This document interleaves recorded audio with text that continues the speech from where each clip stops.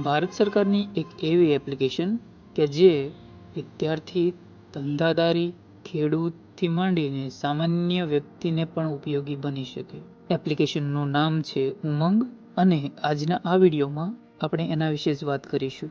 એપ્લિકેશનને તમે play store પરથી ડાઉનલોડ કરી શકશો. ડાઉનલોડ કર્યા બાદ એપ્લિકેશનને ઓપન કરવાની રહેશે. એપ્લિકેશનનું ઇન્ટરફેસ કંઈક આ રીતે દેખાશે. એપ્લિકેશનમાં અલગ અલગ કેટલા બધા ઓપ્શનો આપવામાં આવેલા છે, જેમાં સૌથી નીચે my Umang, services, document, schemes and Gujarat જેવો ઓપ્શન આપવામાં આવેલા છે. એપના માધ્યમથી તમે અહીં આપેલી અલગ અલગ ઘણી બધી સર્વિસીસનો ઉપયોગ કરી શકો છો.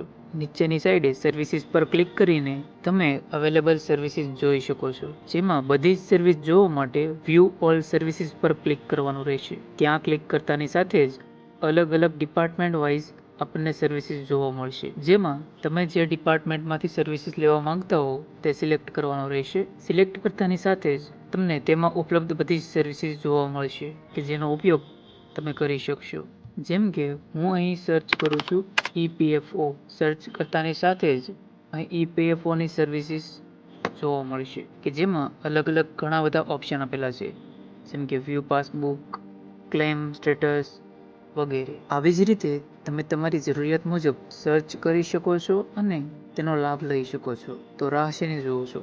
હમણાં જ ડાઉનલોડ કરો ઉમંગ એપ્લિકેશન અને ગવર્મેન્ટની સર્વિસીસનો ઉપયોગ કરો. આવા જ નવા અને ઉપયોગી વિડીયો જોવા માટે ચેનલને સબસ્ક્રાઇબ કરવાનું ન ભૂલતા. ફરી કોઈ નવા વિડીયો સાથે પાછા મળીશું. ત્યાં સુધી મને રજા આપો. ધન્યવાદ.